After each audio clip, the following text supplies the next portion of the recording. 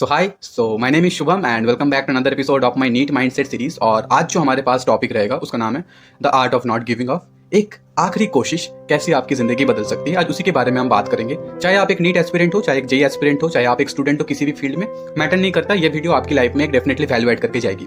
तो वीडियो को स्टार्ट करते हैं। तो कहानी की शुरुआत होती है कुछ ऐसे कि जंगल के एक कोने में एक बुद्धिस्ट मॉन्क रहा करते थे बहुत पहले। तो लोग कहते थे कि उनके पास कुछ ऐसा राज है जो सिर्फ उनको ही पता है और वो किसी को नहीं बताते।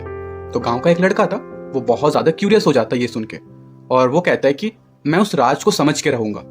तो एक दिन क्या होता है कि वो लड़का जंगल में चला जाता है उस मॉन्क के पास, और जाके लड़का ये पूछता है कि आप कैसे इतने शांत हो, हर कोई तो अपने जीवन में परेशान है, हार मान रहा है, पर आप नहीं, क्यों?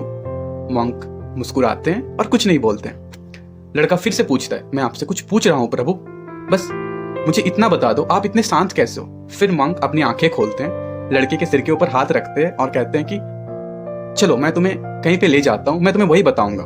लड़का खुश हो जाता है। फिर मॉन्क उसे एक बड़े से चट्टान के पास ले जाता है और कहता है कि इस चट्टान के पास जो नदी बह रही है उससे एक बाल्टी पानी लेके आओ। लड़का शॉक हो जाता है, ऐसा क्यों करने को बोला। फिर लड़का क्या करता है, एक बाल्टी लेता है और एक बाल्टी पानी ले आता है, मॉन्क ने जैसा बताया था उनको वैसे। अब मॉन्क क्या करता है, उस पानी को मॉन्क लेके उस चट्टान के ऊपर डाल देते हैं। लड़का देख के हैरान हो जाता है क्योंकि वो बहुत मेहनत से वो पानी लेके आया था। और वो मॉन्क से पूछता है कि आपने ऐसा क्यों किया, इसका मतलब क्या है? तो मॉन्क ने बोला कि जब वक्त आएगा तब मैं तुम्हें समझाऊंगा।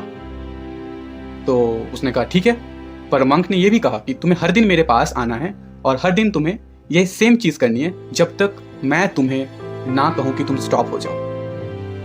सो लड़के ने कहा कि ये तो बड़ी अजीब है प्रभु, इसका तो कोई सेंस नहीं बनता।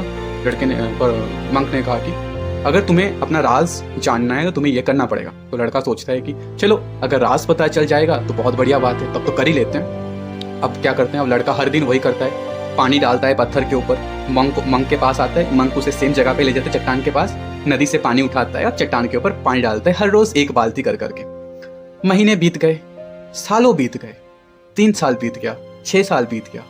उसके बाद एक दिन वो पूछता है कि प्रभु आज मैं पानी नहीं डालूंगा। प्रभु कहता है क्यों? कि आज अगर मैं पानी डालता हूं ना प्रभु, इस चीज का कोई फायदा नहीं, मैं 6 साल तक समझ गया हूं, आप बस मेरे को बेवकूफ बना रहे हो, आपके पास कोई राज नहीं है। तो मंक कहते हैं कि अच्छा एक बार आखिरी कोशिश कर लो। तो लड़के को फिर से चट्टान के पास ले जाते हैं और लड़का फिर से बाल्टी में पानी लाता है और लड़का एक आखिरी बार उस चट्टान के ऊपर अपनी पानी को डालता है। जैसे वो पानी डालता है मैजिक होता है। आपको जानना है क्या मैजिक होता है? जैसे वो पानी डालता है तुरंत पत्थर में दरार आने लगते हैं, और इतना बड़ा वो पत्थर टूट रहा था और पत्थर में दरारें आने लग रहे थे ना, तो बहुत जोरों की भूकंप होती है। और उसके बाद मंक पूछते हैं, मंक किससे पूछते हैं? मंक उस लड़के से पूछते हैं, अब बताओ उस पत्थर को किसने तोड़ा? वो आखिरी पानी ने तोड़ा जो तुमने लास्ट बार उस पत्थर के ऊपर गिराया, या तुम 6 साल से जो बाल्टी में पानी उस पत्थर के ऊपर डाल रहे हो उसने तोड़ा? लड़का कंफ्यूज हो गया, लेकिन उसका सवाल का आंसर उससे मिल गया था।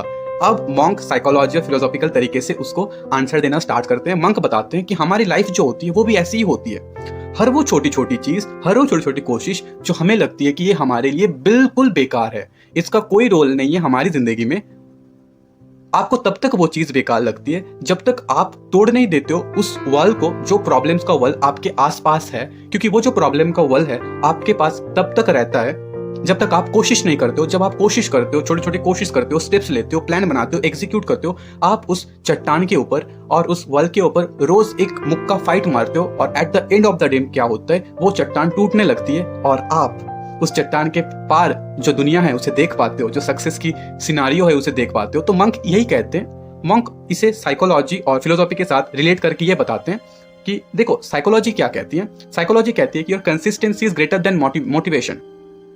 और मोटिवेशन एक स्पर्क है हमारी लाइफ में, लेकिन जो कंसिस्टेंसी होती है वो एक आग होती है जो हर किसी को जला सकता है, चाहे वो पत्थर हो चाहे वो इंसान हो, हर किसी को जला सकता है अंदर से। मैं क्या कहना चाहता हूँ आपसे, मैं क्या कहना चाहता हूँ कि अगले टाइम जब भी आपके अंदर ये सवाल आए कि मेरे से नहीं हो रहा, मेरे को ये चीज़ करने में बेकार लग रही है, मेरे से ये प्लान नहीं एग्जीक्यूट हो रहा, मेरे से ये एग्जाम्स नहीं क्रैक हो रहे हैं, तो आप बस अपने आप ये स्टोरी को याद रखिए और ये याद रखिए कि शायद आपका आखिरी एफर्ट आपका रिजल्ट बन सकता है। शायद एक आखिरी एफर्ट, शायद एक आखिरी कोशिश आपका जिंदगी, आपका किस्मत और आपका पूरा का पूरा फॉर्चून बदलने की सकता है। Got it? But you will never know unless you try one more time.